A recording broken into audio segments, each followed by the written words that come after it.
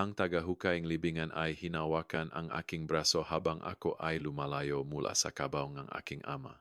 Ginu, mababa at mapilit ang kanyang boses. Kailangan kong sabihin sa iyo ang isang bagay. Hindi ngayon. Sinubukan kong humila palayo. Naghihintay ang aking ina sa tabing ng kotse. Ang ibang mga nagluluksa ay nakakalat. May eulogy ako sa aking bulsa na halos hindi ko nagawang ibigay ng hindi bumibigay. Patay na ang aking ama. Si Roman Volkov, 66 taong gulang. Atake sa puso, sabi nila, natagpuan siya sa kanyang studio, 3 araw na ang nakalipas, nakayuko sa kanyang mesa, wala na bago dumating ang nga paramediko. Ginugol ko ang huling 72 oras sa pagpaplanong libing, pagpapalakas loob sa aking ina, at pagsisikap na maging matatag para sa aking asawa at mga anak. Wala akong oras para sa anumang gustong tagahukay na ito. Binayaran akong iyong ama, sabi niya. Tumigil ako. Binayaran ka para saan? Ang tagahukay, isang lalaking may edad na mid-50s na may dumi sa ilalim ng kanyang makuko at mamatang nakakita ng masyadong maraming libing, ay lumapit pa. Binayaran ako para ilibing ang isang walang laman na kabaong. Umikot ang mundo. Naramdaman ko ang pagkahilo, parang ang lupa sa ilalim ng aking mga paa ay biglang naging tubig. Tigilan mo ang biro. Patay na ang aking ama. Nakita ko ang kanyang katawan sa viewing. Nakita mo ang gusto niyang makita mo. Iyan ay kahibangan. May viewing. Nagsign ang mga tao sa guestbook. Hinalikan ng aking ina ang kanyang nu. Ang tagahukay ay nakpindot ng isang bagay sa aking palat. Isang susi. Maliit na brass na may numero na nakastamp sa ulo. 17. Ano ito? Huwag umuwi. Ang kanyang boses ay bumaba sa isang hiss. Pumunta sa Unit 8 Cementoista. Pasilidad ng imbakan sa Highway M9, iniwan ng iyong ama ang matagubilin, namatay siya sa atake sa puso 3 araw na ang nakalipas. Nag-vibrate ang aking telepono. Isang text mula kay nanay. Umuwi ka ng mag-isa. Tinitigan ko ang mensahe. May mali sa pakiramdam nito. Hindi kailanman nag-text ang aking ina ng ganun. Maikli, mapagutos. Walang greeting, walang honey o sweetheart tulad ng lagi niyang ginagawa. Nakita ng tagahukay. Ang screen, namutla ang kanyang mukha. Huwag, anuman ang gawin mo, huwag umuwi. Hindi pa, pumunta sa Unit 17 ngayon. Bakit? Ano ang nangyayari? Ito ba ay ilang uring ang sick joke? Sabi ngang iyong ama na magtatanong ka? Sabi niya ikaw ay isang abogado, laging nangangailangan ng patunay. Inabot niya sa kanyang bulsa at hinila ang isang envelope na dilaw at luma. Ibinigay niya ito sa akin 20 taon na ang nakalipas. Sinabi niyang ibigay sa iyo kung kailangan kong ibigay ang susi. Kinuha ko ang envelope. Ang aking pangalan ay nakasulat sa harap sa sulat kamay ng aking ama. 20 taon na ang nakalipas. Matagal na niyang pinaplano ito, anak. Anuman ang nasa unit ng imbakan na iyon, gusto niyang mahanap mo ito. At anuman ang ibig sabihin ng text message na iyon, tumango siya sa aking telepono. Natakot ang iyong ama dito. Natakot ng sapat upang ipeke ang kanyang sariling kamatayan. Lumiko siya at lumakat palayo. Nawala sa pagitan ng headstone. Ako ay naiwang mag-isa sa libingan ng aking ama. Hawak ang isang susi sa isang kamay at isang envelope sa isa pa. Ang kabaong sa likod ko ay walang laman. Ang text ng aking ina ay nagniningning sa aking telepono at wala sa aking buhay ang may katuturan pa. Hindi ako umuwi. Hindi ko alam kung bakit. Instinct, marahil. Ang itsura sa mukhang tagahukay. Ang kamalian ng mensahe ng aking ina, o marahil ay ang envelope. Binuksan ko ito sa aking kotse, nakapark sa gilid ng sementeryo, magakamay na nanginginig ng husto kaya halos hindi ko mabuksan ang seal. Sa lubay isang solong sheet ng papel na puno ng sulat kamay ng aking ama. Dmitri, kung binabasa mo ito, kung gayon ay ibinigay ni Mikhail sa iyo ang susi na nangahulugang kailangan kong maglaho. Alam kong may mga tanong ka. Alam kong nalalito ka, galit. Marahil ay kumbinsido na ito ay ilang uring elaborate prank. Hindi ito. Lahat ng sasabihin ko sa iyo ay totoo. At pasensya na ng higit pa sa iyong alam na. Kailangan kong itago ito mula sa iyo ng matagal. Pumunta sa Unit 17, Highway M7 Storage. Ang sushi ay magbubukas ng pinto. Sa loop, makikita mo ang lahat ng kailangan mo upang maunawaan. Ngunit Dmitri, at ito ang pinakamahalagang bahagi, huwag umuwi. Hindi hanggang sa naging sa unit. Hindi hanggang sa maunawaan mo ang nangyayari. Kung nakatanggap ka ng mensahe mula sa iyong ina na humihingi sa iyo na umuwi, lalo na kung mukhang mali o out of character, huwag pumunta. Sila ay may kanya. Ginagamit nila siya upang makarating sa iyo. Ipapaliwanag ko ang lahat. Ipinapangako ko. Magtiwala ka sa sinuman maliban sa babae sa pasilidad ng imbakan. Ang kanyang pangalan ay Natalia. Inaasahan ka niya. Mahal kita, anak. Lagi kitang minahal. At lahat ng ginawa ko.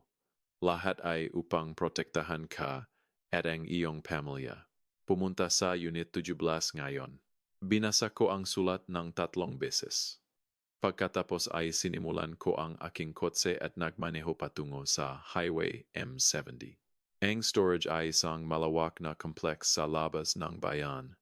Mga hanay ng corrugated metal na unit, mga security camera, isang chain link fence na may barbed wire sa itaas. Sa front office, isang babae ang naghihintay, Dmitry Volkov. Siya ay nasa late patpulas, profesional na may matalas na mata at postura na nagmumungkahi ng militar o law enforcement. Siya ay nagsusuot ng civilian clothes.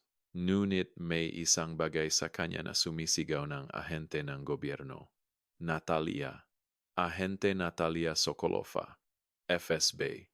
Ipinakita niya ang isang badge. Pagkatapos ay inilagay ito sa bulsa ng mabilis. Sabi ng iyong ama na darating ka. Sundan mo ako. Sandali, FSB, ano ang kinalaman ng FSB sa aking ama? Ipapaliwanag ang lahat, ngunit hindi dito. Tiningnan niya ang security camera. Binabantayan kami, kailangan nating gumalaw. Pinangunahan niya ako sa mazing ng storage unit na lampas sa numero 1 hanggang 16. Hanggang sa maabot namin ang isang unit sa pinakadulong complex. Unit 17. Gamitin ang susi. Sabi ni Natalia. Isinaksak ko ang brass. Key sa padlock. Makinis itong lumiko. Na-click ang lock na bumukas. Itinaas ko ang rolling door at ang aking. Ama ay tumayo mula sa isang upuan sa loob. Dmitri, mukhang mas matanda siya kaysa sa viewing. Mas pagod, ngunit buhay. Walang duda, imposibleng buhay. Tatay, alam ko. Alam kong marami ito, ngunit kailangan mong pumasok at isara ang pinto ngayon bago makitang sinuman. Natisod ako papasok sa unit. Sumunod si Natalia, hinila ang pinto pababa sa likod namin. Ang espasyo ay mas malaki kaysa sa inasahan ko. Hindi isang typical na storage unit. Ito ay isang ganap na equipped safe house. Isang kotsa, isang sulok, isang malit na refrigerator, mga computer monitor na nagpapakita ng security feeds mula sa maraming lokasyon, isang pader na natatakpan ng larawan, madokumento, mga mapa, pulang string na nagunay sa iba't ibang punto tulad ng isang bagay mula sa isang conspiracy thriller. At sa gitna ng lahat, ang aking ama. Roman Volkov, ang lalaking inilibing ko isang oras na ang nakalipas. Paano? Ito ang tanging salita na magagawa ko. Umupo ka, anak. Itinuro niya ang isang folding chair. Ito ay tatagal ng sandali. Umupo ako. Hindi rin sana ako makatayo. Ang katawan sa viewing. Kanino iyon? Isang cadaver mula sa isang medical school. Parehong taas, parehong build. Binayaran ang funeral home upang hindi magtanong. Tumigil siya. Matagal ko nang pinaplano ito sa loob ng mga buwan, Dmitri. Mula nung nalaman ko na si Viktor Morozov ay palabas na mula sa bilangguan. Viktor Morozov? Sino si Viktor Morozov? Nagpalitan ng tingin ang aking ama kay Natalia. Pagkatapos ay huminga siya.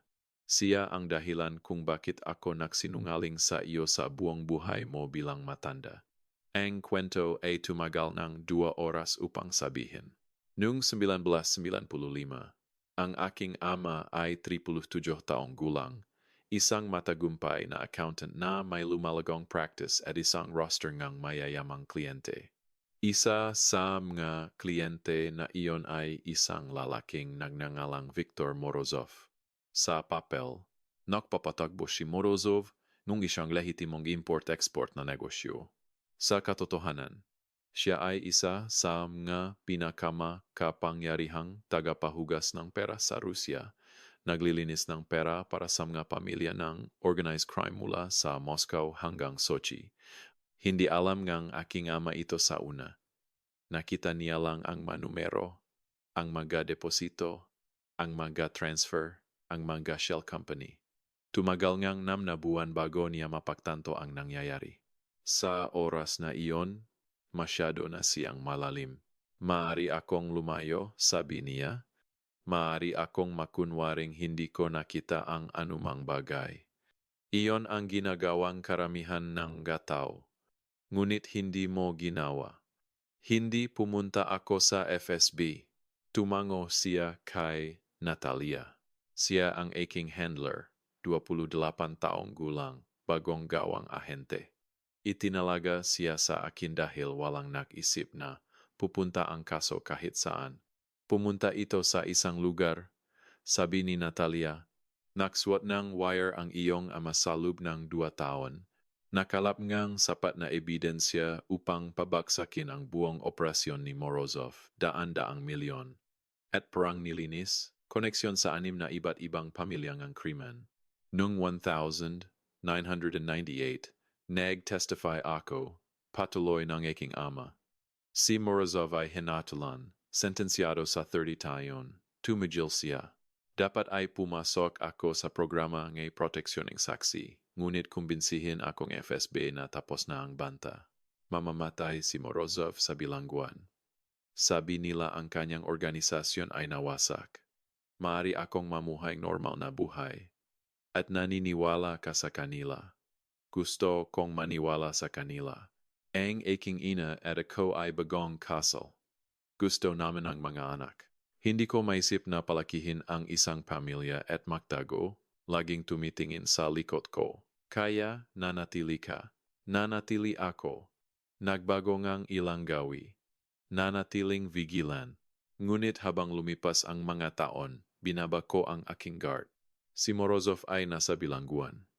Ang kanyang mga tao ay nakalat. Akala ko tapos na ito. Tumayo siya, lumakat patungo sa pader ng mga larawan. Pagkatapos ay 3 buwan na ang nakalipas, si Viktor Morozov ay pinakawalan. Ang larawan ay nagpakita ng isang lalaki sa late 50s, pilak na buhok, malamig na mata, ang mukha ng isang taong gumugol ng 25 taon sa bilangguan na nagpaplano ng paghihiganti. Mabuting asal, sabi ngang aking ama ng mapait, 25 taon sa halip na 30. At ang araw na lumabas siya sa bilangguan na iyon, sinimulan niyang buuin ang kanyang maplano. Maplano para saan? Para sa ganito. Itinuro niya ang isa pang seksyon ng pader. Nga larawan ng aming pamilya. Ako, ang aking ina, Elena, Anya, at Oleg, naging malamig ang aking dugo. Tina-target niya kami. Lahat ang buong pamilya Volkov. May 25 taon siya upang isipin ang ginawa ko sa kanya. 25 taon upang planuhin ang kanyang pahihiganti. Nabiyak ang boses ng aking ama. Gusto niyang patayin ang lahat ng minamahal ko, Dmitri, at pagkatapos ay gusto niyang patayin ako ng dahan-dahan. Paano mo nalalaman ito? Lumapit si Natalia. May mga informant kami sa LUBNG, kanyang organisasyon. Nang palabas si Morozov, agad siyang nakipag-ugnayan sa mga lumang kontak. Sa loob ng 1 linggo, nagtipon siya ng isang team. Sa loob ng 1 buwan, may plano siya. Isang plano para saan? Upang patayin ang iyong buong pamilya, sabi niya ng flat. Ang iyong ina, ang iyong asawa, ang iyong maanak, lahat sila, na may iyong ama na pinilit na manood. Naramdaman ko ang pagkasuka, literal na masama ang pakiramdam. Ang aking tiyan ay gumugulong, ang aking ulo ay umiikot. Iyon ang dahilan kung bakit ko pinaka ang aking kamatayan, sabi nga aking ama. Kung akala ni Morozov na patay na ako, maaring mawalan siyang interes. Maaring magpasya na ang paghihiganti ay hindi sulit kung ang kanyang target ay wala na, ngunit ang text mula kay nanay. Nagdidilim ang mukha ng aking ama. Iyon ang dahilan kung bakit sinabi kong huwag umuwi. Sila ay may kanya. Hindi namin alam ng sigurado. Ngunit ang text na iyon, hindi siya. Mali ang phrasing. Walang greeting, walang init. Hindi kailanman magte-text ang iyong ina ng ganun. Kaya ang matao ni Morozov ay malamang na nasa iyong bahay ngayon na hihintay na pumasok ka. Hinila ko ang aking telepono, tinawagan ang aking asawa, sumagot si Elena sa pangalawang ring. Dmitri, paano ang libing? Kailan ka uwi? Nasaan ka? Sa bahay ng iyong nga magulang.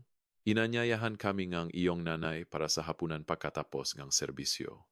Naghihintay lang kami sa iyo at sa kanya na makarating. Huminto ang aking puso. Wala si nanay doon. Hindi, sabi niya ay may gagawin siyang errand pagkatapos ng libing. Hiningi niya sa amin na umuna at pumasok. Isang pause. Dmitri, okay lang ba ang lahat? Kakaiba ang tunog mo. Elena, pakinggan mo ako ng mabuti. Dalhin si Anya at Oleg at umalis sa bahay na iyon ngayon. Ano? Bakit? Hindi ko may paliwanag. Magtiwala ka lang sa akin. Kunin ang nga anak at pumunta sa isang pampublikong lugar, isang restaurant, isang shopping mall, kahit saan na may maraming tao. At huwag sabihin sa sinuman kung saan kayo pupunta. Dmitri, kinakatakutan mo ako, alam ko. Pasensya na, ngunit kailangan kong gawin mo ito ngayon. Mahabang pause pagkatapos. Okay, okay, alis kami. Tawagan mo ako kapag ligtas ka. At Elena, huwag bumalik sa aming bahay din. Hindi hanggang marinig mo mula sa akin. Ibinaba ko ang tawag at lumingon sa aking ama. Si Elena at ang mga anak ay nasa bahay ninyo. Maaring nasa doon din ang mga tao ni Morozov. Wala sila. Sinasuri ni Natalia ang isang bagay sa kanyang telepono. May surveillance kami sa tirahan ng Volkov. Dalawang lalaki ang dumating mga isang oras na ang nakalipas, nasa loob sila naghihintay. Naghihintay para saan? Para sa iyo sa iyong ina. Sino man ang unang magpakita? Nasaan ang aking ina? Grim ang muka, ang aking ama. Iyon ang kailangan nating alamin. Ang susunod na 3 oras ay isang blur ng aktibidad. Tinawag ni Natalia ang kanyang team. 6 na ahente ng FSB na nagmomonitor sa sitwasyon mula sa malayo. Nag-set up sila ng command center sa Unit 17. Sinusubaybayan ang galaw ni Morozov. Sinusuri ang banta. Nalaman namin na ang aking ina ay kinuha mula sa paradahan ng sementeryo. Ang security footage ay nagpakita ng isang itim na SUV na huminto sa tabi ng kanyang kotse. 2 lalaki na bumaba. Isa sa kanila ay naglagay ng isang bagay sa kanyang mukha, chloroform malamang. At inilagay siya sa sasakyan. Kinuha nila siya upang ilabas ka, ipinaliwanag ni Natalia. Si Morozov, na alam na pagka ang libing, hindi siya tanga. Alam niyang buhay pa ang iyong ama. Paano? Hindi kami sigurado. Marahil ay mayroon siyang tao sa loob ng funeral home. Marahil ay mas matagal na siyang nanonod kaysa sa aming napagtanto. Umiling siya, hindi mahalaga. Ang mahalaga ay may hawak siya kay Farah at gagamitin niya siya bilang pain. Kaya ano ang gagawin natin? Ibibigay natin sa kanya ang gusto niya, sabi ngang aking ama ng mahina. Tatay, hindi ikaw. Ako, tumayo siya. Gusto ni Morozov ang pahihiganti sa lalaking naglagay sa kanya sa bilangguan. Ako iyon. Kung isuko ko ang sarili ko, pakakawalan niya ang iyong ina. Hindi mo alam iyon, kilala ko si Viktor Morozov. Ginugol ko ang 2 taon na nakikinig sa kanya sa pamamagitan ng wire. Siya ay malupit, ngunit praktikal din siya. Ang pagpatay sa 62 taong gulang na babae ay hindi nagbibigay kasiyahan sa kanyang pangangailangan para sa pahihiganti. Ang pagpatay sa akin ay ginagawa. Ito ay kahibangan. Hindi mo lang maaring Dmitri. Inilagay ngang aking ama ang kanyang makamay sa aking mabalikat. Ginugol ko ang 25 taon na nabubuhay na may guilt sa ginawa ko. Hindi ang pag-testify iyon ang tamang bagay na gawin. Ngunit ilagay ang aking pamilya sa panganib. Hayaan kang lumaki nang hindi alam ang katotohanan. Nanonood habang binubuo mo ang isang buhay na maring sirain sa anumang sandaling ang isang halimaw na tinulungan kong likhain. Hindi mo siya nilikha. Hindi. Ngunit hinawakan ko ang oso at pagkatapos ay nakunwaring hindi umiral ang oso, ngumiti siya ng malungkot. Ito ang aking pagkakataon upang itama ito. Upang protektahan ka, ang iyong ina, ang iyong asawa, ang iyong mga anak, upang wakasan ito sa wakas. Lumapit si Natalia, maaring may ibang paraan. Pareho kaming lumingon sa kanya. Gusto ni Morozov ng confrontation. Fine, bibigyan natin siya ng isa, ngunit sa ating mga tuntunin, hindi sa kanya. Ang plano ay mapanganib, risky, ang uring bagay na gumagana sa mga pelikula at nagpapapatay sa mga tao sa totoong buhay. Ngunit ito ang tanging plano na mayroon kami. Ang matao ni Morozov ay natrace sa isang abandonadong bodega sa Baybay Dagat, isang lumang pasilidad ng pagpapadala na hindi ginamit sa loob ng mataon. Perpekto para sa isang lalaking gustong privacy para sa kanyang paghihiganti. Ang aking ama ay papasok muna, ialay ang sarili sa kapalit ng aking ina. Panatilihin si Morozov na magsalita habang ang FSB ay lumilipat sa posisyon. Pagkatapos sa tamang sandali, ang mga ahente ay mag-breach sa gusali. Arestuhin si Morozov at ang kanyang mga lalaki. Iligtas ang aking ina. Ano ang aking papel? Tanong ko. Manatili ka rito, sabi ni Natalia, kasama ang comment team na nagmomonitor sa komunikasyon. Hindi, Dmitri. Iyon ang aking ina dun. Ang aking ama ay naglalagay na kanyang buhay sa panganib. Hindi ako nakaupo sa isang storage unit na nanonood nito sa isang screen. Tiningnan ni Natalia ang aking ama. Tiningnan niya ako. Siya ay matigas ang ulo, sabi nga aking ama. Kinuha niya ito sa kanyang ina. Kaya ko ang sarili ko. Hindi ako bata. Hindi. Ikaw ay isang corporate lawyer na hindi kailanman nagpaputok ng baril sa kanyang buhay. Pagkatapos bigyan mo ako ng baril at sabihin kung aling dulo ang ituturo. Ngumiti ang aking ama. Sa unang pagkakataon mula nang pumasok ako sa Unit 17, mukha siyang ang lalaking naalala ko. Mapagmataas, mabangis, walang takot. Fine, ngunit gawin mo ng eksakto ang sinasabi ko. At kung magkamali ang mga bagay, tumakbo ka. Huwag tumingin pabalik, kunin ang iyong asawa, at mga anak at maglaho ka. Tatay, ipangako mo sa akin, Dmitri. Gusto kong magtaltalan, gusto kong sabihin sa kanya na hindi ko siya iiwan anuman ang mangyari. Ngunit nakita ko ang tingin sa kanyang mamata, ang parehong tingin na mayroon siya ng ako ay bata, at sinusubukan niyang protektahan ako mula sa isang bagay na masyado akong bata upang maunawaan. Ipangako ko. Ang bodega ay lumitaw laban sa gabi na kalangitan. Isang malaking silweta ng kalawang at pagkabulok. Lumapit kami mula sa gilid ng tubig gamit ang isang lumang drainage channel na patungo sa isang service entrance. Ang aking ama ay unang pumasok, walang armas, mga kamay na nakikita. Sumunod ako kasama ang 2 ahente na nananatili sa mga anino. Ang interior ay malawak at madilim, nailawan lamang ng nga industrial lamp na nakabitin mula sa kisame, at sa gitna ng kadiliman na iyon, napapalibutan ng kalahating dosenang armado na mga lalaki, nakatayo si Viktor Morozov, Mukha siyang eksakto tulad ng kanyang larawan. Pilak na buhok, malamig na mata, ang pasensya na kalmado ng isang mandaragit. At sa tabi niya, nakatali sa isang upuan, ay ang aking ina, Roman Volkov. Ang boses ni Morozov ay umalingaw-ngaw sa walang laman na espasyo. Alam kong hindi ka patay. Maganda ang touch ng libing bagaman. Napaka-dramatiko. Bitawan siya, Victor. Ito ay sa pagitan natin.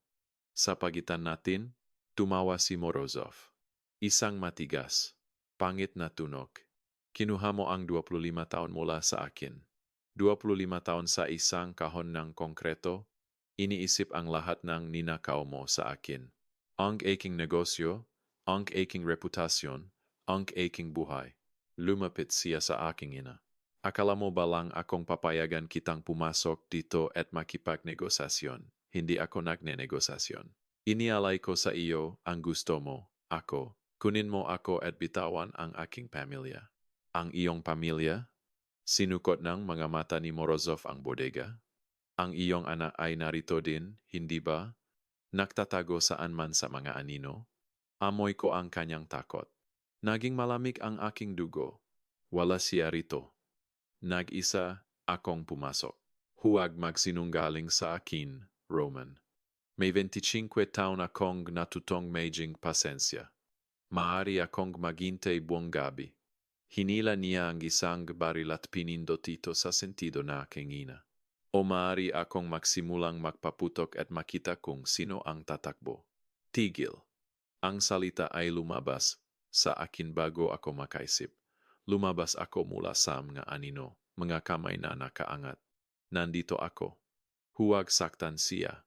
Ngumiti si Morozov. Ayan siya, Dmitry Volkov, ang anak, ang legacy. Ipinahiwatig niya sa kanyang nga lalaki. Dalhin siya sa akin. Dalawang tugni, Morozov ang hinawakan ang aking mga braso. Hinila ako patungo sa gitna ng bodega. Itinapon ako sa aking mga tuhod sa tabingang aking ama. Ngayon mas mabuti ito, sabi ni Morozov. Ang buong pamilya makakasama halos. Si Elena at ang mga anak ay matagal nang nawala, sabi ngang aking ama, hindi mo sila kailanman mahahanap. Nakita kita, hindi ba? Nakita ko ang iyong asawa? Shrug ni Morozov.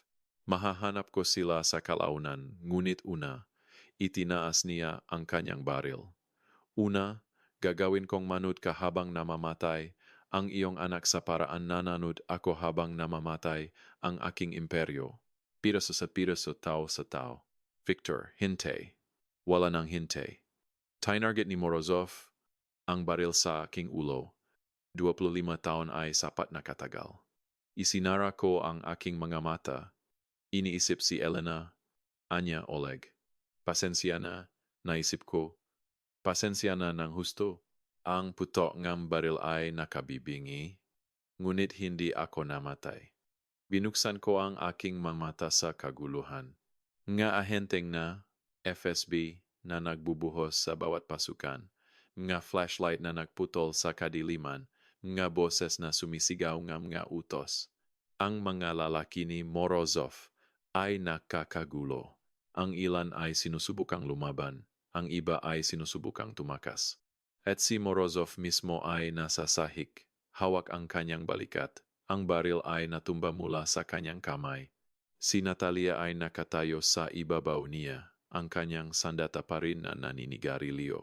Victor Morozov, ikaw ay inaaresto. Ang aking ama ay nasa tabi ng aking ina, pinuputol ang kanyang matali, hinila siya sa kanyang mabraso. Fera, okay ka ba? Umiyak siya, nanginginig, ngunit tumatango. Okay ako, Roman. Buhay ka, buhay ako. Buhay tayong lahat. Lumuhod ako sa tabi nila. Inikot ang aking mga braso sa kanilang dalawa. Ang aking mga magulang na buhay magkasama.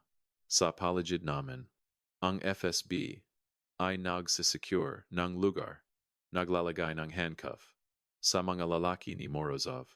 Tumatawag para sa medical na suporta. Nagpo-photograph ng ebidensya.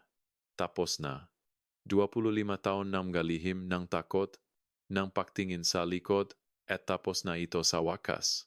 Ang aftermath ay komplikado. Si Viktor Morozov ay inakusahan ng pagdukot, pagtatangka sa pagpatay, at isang dosenang iba pang mga pagkakasala. Sa oras na ito, walang magang pagpapalaya para sa mabuting asal. Mamamatay siya sa bilangguan. Ginyugol, nang aking ina ang isang gabi sa ospital para sa obserbasyon, ngunit hindi siya nasaktan, nayanig, traumatized, ngunit physically okay. Ang aking ama ay kailangang sumagot ng maraming tanong. Pinahintulutan ng FSB ang kanyang peke na kamatayan, ngunit may mga pamamaraan pa ring susundin, mga ulat na i-file, mga bureaucratic hoops na lalampasan. At may ako, bakit hindi mo sinabi sa akin? Tanong ko sa kanya 3 araw pagkatapos ng bodega. Nakaupo kami sa porch ng isang safe house na nanonood sa sunset. 15 taon, tatay. Maaari mo sanang sinabi sa akin ang katotohanan. At ano? Burdenan ka nito? Gawin kang mabuhay sa takot tulad ko? Umiling siya. Bata ka pa nang mapunta si Morozov sa bilangguan. Gusto kong makaroon ka normal na buhay. Kolehiyo, karera, kasal, mana anak. Hindi ko may bibigay sa iyo iyon kung alam mo. Kaya, nagsinungaling ka. Nilaktawan ko, pinrotektahan ko, tiningnan niya ako. Dmitri, bawat pagpili na ginawa ko, bawat sinungaling, bawat omission, bawat lihim, ay upang panatilihin kang ligtas. Alam kong hindi ito ginagawa itong tama, ngunit kailangan kong maunawaan mo.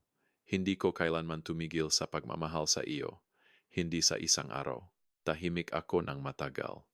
Iniisip ang aking sariling mga anak tungkol sa kung ano ang gagawin ko upang protektahan sila.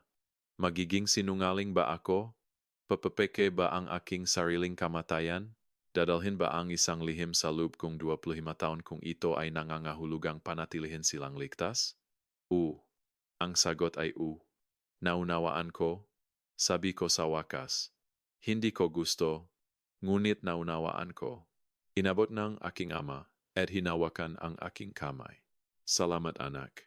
2 taon na ang lumipas mula sa libing ng aking ama. Ang libing kung saan hindi siya patay.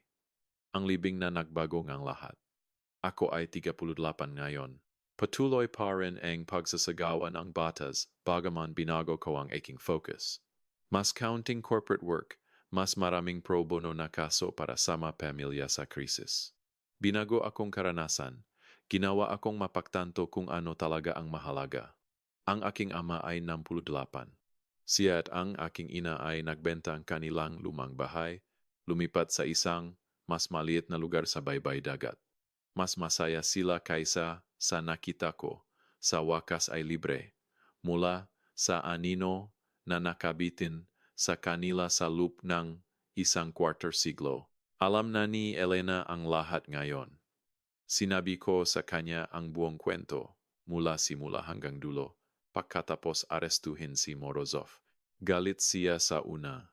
Galit na hindi ko siya pinagsabihan na ilagay ko siya at ang mga anak sa panganib sa pamamagitan ng pagmamaneo patungo sa bodega na iyon. Ngunit pinatawad niya ako dahil iyon ang ginagawa ng pag-ibig. Pinatatawad nito, si Anya ay 8 ngayon. Si Oleg ay 6. Alam nila na ang kanilang lolo ay may sakit sandali ngunit gumaling. Hindi nila kailangang malaman ang iba. Hindi pa. Marahil hindi kailanman. May Sunday dinners kami sa bahay nga aking mamagulang. Nagihong steaks ang aking ama habang naglalaro, ang aking ina sa mga apo. Kumakain kami ng magkasama, tumatawa ng magkasama, nakukwento tungkol sa wala ng mahalaga. Normal na bagayng pamilya. Ang uring bagay na kinuha ko ng walang halaga bago ko malaman kung gaano kadaling makuha ito. Ang tagahukay, si Mikhail Petrov, ay nagpadala sa akin ng Christmas card noong nakaraang taon. Glad na lahat ay naging maayos, sabi nito. Ang iyong ama ay isang mabuting tao. Alagaan mo siya. In-frame ko ito. Inilagay sa aking desk bilang paalala. Isang paalala na kung minsan ang mataong nagligtas sa iyong buhay ay maestranghero. Na kung minsan ang katotohanan ay nakatago para sa tamang dahilan. Na kung minsan ang mapatay ay hindi nananatiling patay. At iyon ay okay. Iyon ay higit pa sa okay. Ang aking ama at ako ay nag-usap araw-araw ngayon, hindi tungkol sa nakaraan. Naubos na namin ang paksa na iyon, binuksan ito at sinuri mula sa bawat anggulo. Nag-usap kami tungkol sa hinaharap, tungkol sa aking trabaho, ang kanyang pagre-retiro, ang nga-play sa paralan ng nga bata at mga laro ng soccer. Normal na bagay nga maanak. Noong nakaraang linggo, nakaupo kami sa kanyang porch na nanonood kay Anya at Oleg na hinahabol ang mga firefly sa bakuran. Hindi ko akalain na makakaroon ako nito, sabi niya ng mahina. Makakaroon ng ano? Ang kapayapaan na ito. Isang pamilya na alam ang katotohanan at minamahal ako pa rin. Tiningnan niya ako, isang anak na pinatawad ako. Walang dapat patawarin, tatay. May lahat na dapat patawarin. Sinungalingan kita sa buong buhay mo. Ilagay kita sa panganib. Ginawa kitang isipin na patay ako. Ginawa mo ito upang protektahan ako. Hindi iyon ginagawa itong tama. Hindi, ngunit ginagawa itong maunawaan. Inilagay ko ang aking kamay sa kanyang balikat. Ikaw ang aking ama. Anuman ang ginawa mo, anuman ang malihim na itinago mo, ikaw pa rin ang aking ama at mahal kita. Hindi siya naksalita ng anumang bagay, lamang na inabot at pinisil ang aking kamay. Nakaupo kami doon sa katahimikan, nanonood sa mga anak na naglalaro habang ang araw ay lumubog sa ilalim ng tanaw. Isang pamilya makakasama, buhay, iyon lang ang mahalaga. Salamat sa pakikinig sa aking kwento. Alam kong imposibleng tunog ito. Isang ama na nagpekang kanyang kamatayan, isang tagahukay na may lihim na susi, isang boss ng krimen na naghahanap ng paghihiganti pagkatapos ng 25 taon. Ngunit nangyari ito. Lahat ng ito. At ibinabahagi ko ito dahil sa palagay ko ay may aral dito. Ang aral ay ito. Ang nga taong mahal natin ay kung minsan ay magtatago nga lihim mula sa atin. Maglilihim sila sa atin. Itatago ang mga bagay mula sa atin. Gagawa nga desisyon nang hindi kumukonsulta sa atin. At sa sandaling iyon, maaring maging parang pagtataksil. Ngunit kung minsan, hindi palagi. Ngunit kung minsan, ang mga lihim na iyon ay itinago dahil sa pag-ibig. Ang mga sinungaling na iyon ay sinabi upang protektahan tayo. Ang mga desisyon na iyon ay ginawa dahil ang taong gumawa nito ay hindi makatiis na makita tayong nasasaktan. Iyon ang ginawa ng aking ama. Sinungalingan niya ako sa loob ng 25 taon dahil masyado niya akong minahal upang bigyan ako ng pasanin ng katotohanan. Hindi ko sinasabi na ito ay tama. Hindi ko sinasabi na dapat mong patawarin ang bawat sinungaling, magtiwala sa bawat taga-tago ng lihim, tanggapin ang bawat omission. Ngunit sinasabi ko ito, bago mo hatulan, subukang maunawaan, bago mo kondena, subukang mag-empathize. Bago ka lumayo, subukang makita ang pag-ibig sa likod ng sinungaling. Dahil kung minsan ang taong nasaktan ka ay ginawa ito dahil hindi niya makatiis na makita kang mas nasaktan. At iyon ay isang uri ng pag-ibig din. Ngayon, gusto kong itanong sa iyo ang isang bagay. Ano ang gagawin mo kung malaman mo na ang iyong magulang ay nagpekeng kanilang kamatayan upang protektahan ka? Magagalit ka ba o magiging mapagpasalamat? Patawarin mo ba sila o hindi na magtitiwala kailanman? I drop ang iyong sagot sa mga komento. Binabasa ko ang bawat isa. Kung gumalaw sa iyo ang kwentong ito, pindutin ang like button. Ibahagi ito sa isang taong nangangailangan na marinig ito ngayon. I-comment ang iyong mga iniisip sa ibaba at mag-subscribe sa channel upang hindi mo makaligtaan ang isa pang kwento. Makikita kita sa susunod. Ngayon ay linggo ang umaga. Natutulog pa ang mga anak. Naghahanda ng kape si Elena. Nag-vibrate ang aking telepono sa isang text mula sa aking ama. Papunta para sa almusal, nagdadala ng sikat na pancakes ni nanay. Ngumiti ako, nag-text pabalik. Bukas ang pinto. Isang oras pagkatapos, lahat kami ay nakaupo sa paligid ng mesa sa kusina. 3 generation. Mga pancake at syrup at tawa at pag-ibig. Nahuli nga aking ama ang aking mata sa kabilang mesa kumindat. Hindi masama para sa isang patay na tao, bulong niya. Tumawa ako, tumawa kaming lahat. At ang buhay maganda, komplikado, miraculous na buhay ay nagpapatuloy.